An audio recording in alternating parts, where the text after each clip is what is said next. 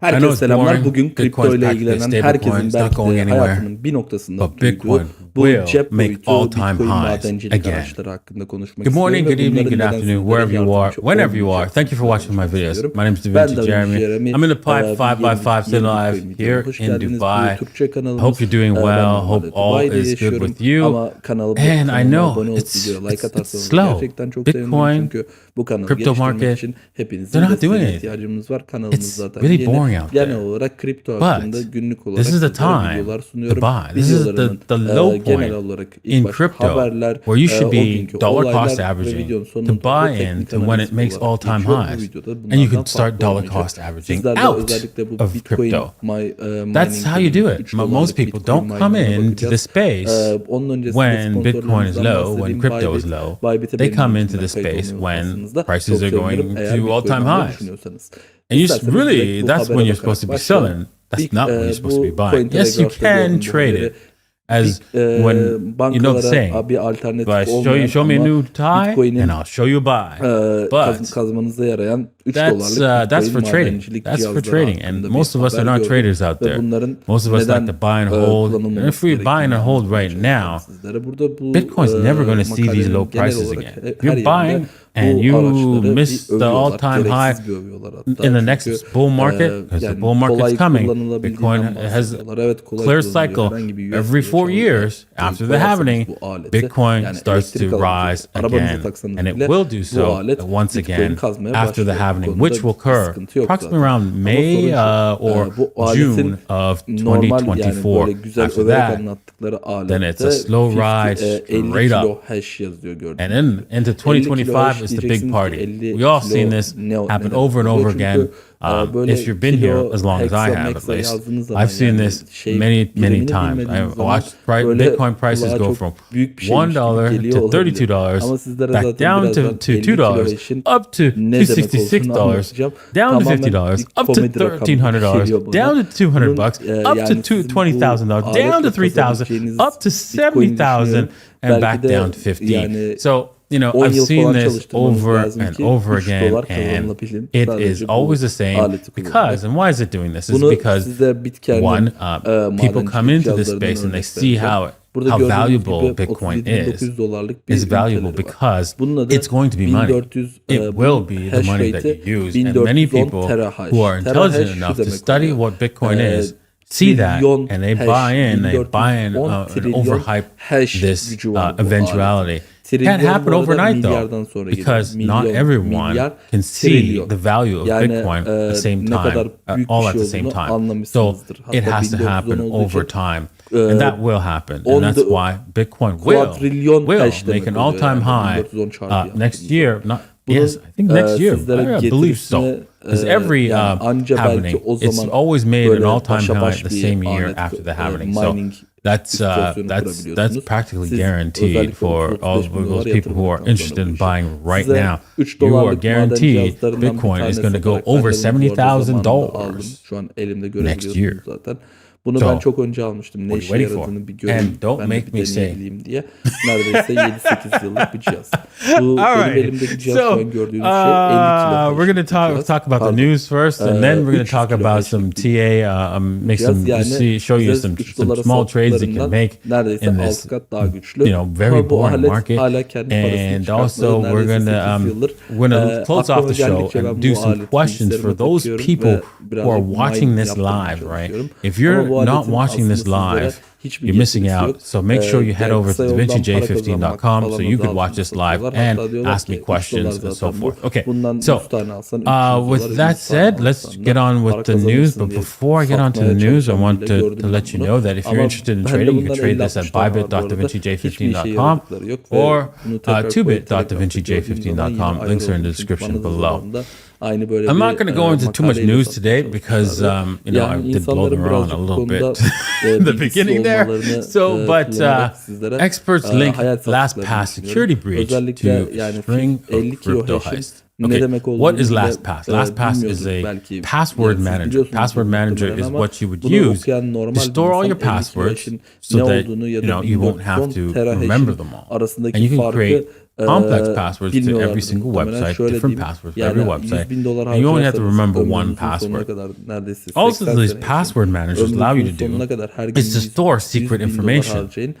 Because the way they're supposedly designed is that using your master password, it hashes all the data so that the company does not have access to your passwords. Unfortunately, there is a breach in LastPassword, and it's connected to approximately 35 million in crypto that was stolen from people. All right, security experts are claiming that some of the LastPassword vaults stolen during a security breach near the end of 2022 have now been cracked open following a string of six-figure crypto heists. Cybersecurity blogger Brian reports that several researchers have identified a highly reliable set of clues that seemingly connect over 150 victims of crypto theft with LastPassword service. Collectively, over 35 million in crypto has been reportedly stolen so far, with between 2 to 5 high-value heists during each month since December 2022. Okay. Yes, people have stored their passphrases, seed phrases, basically. Whenever you set up a crypto wallet, you have to put in, you have to create it creates actually, you don't create it creates, the wallet creates 12-word seed phrase. And that seed phrase you can store by writing it down, putting it in a safe. That's the most safest way to do it. But some people, including myself, store it in password manager. And I don't use LastPass because I tried LastPass and it was like too clunky for me, and I didn't. I switched to. I tried different password managers. I use a different one, and for security reasons, I'm not going to tell you which one it is. Yeah, that is kind of scary. The password manager had this huge breach and lost a lot of crypto for people who stored that much money. You should never store that much money on hot wallets. This is a hot wallet. You should store. It's okay to store a hot wallet's seed phrase in a password manager, but not your major funds. You should always use a hardware wallet such as Trezor, right, or many others that are out there. Do not use a hot wallet. A hot wallet like on the phone or something like that. So do not use a hot wallet for large sums of funds. That's dangerous, very dangerous. If you want storing large long-term funds, you should store that in a hardware wallet, and make sure that you use you write down your seed phrase and put that in a safe nowhere else. Your seed phrase should never be on a computer. If you're using it a hardware wallet, never put your seed phrase on a computer.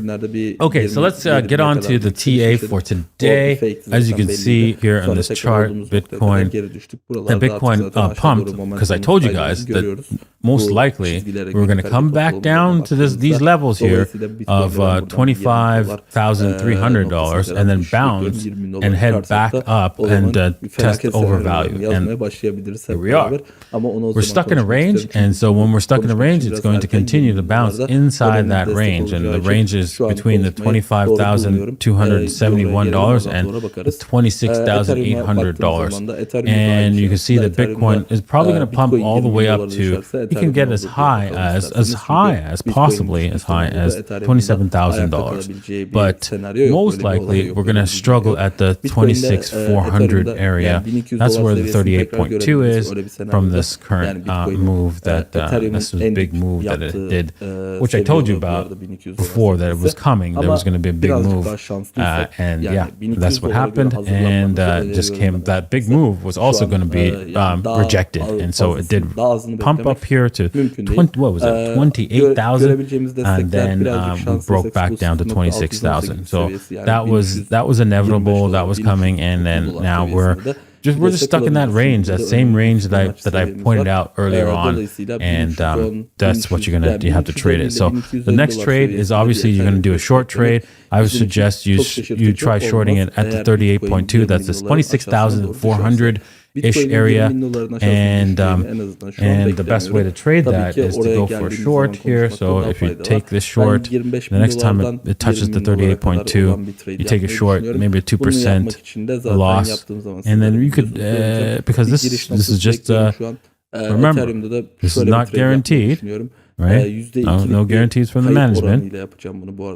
You can take a 2% or 1%. I'm going to say 1% because we're stuck in a range. And then just go to 2-to-1 risk to reward ratio. And if you're interested in trade that, make sure you head over to bybit.davincij15.com. Looking at Ethereum is pretty much the same deal.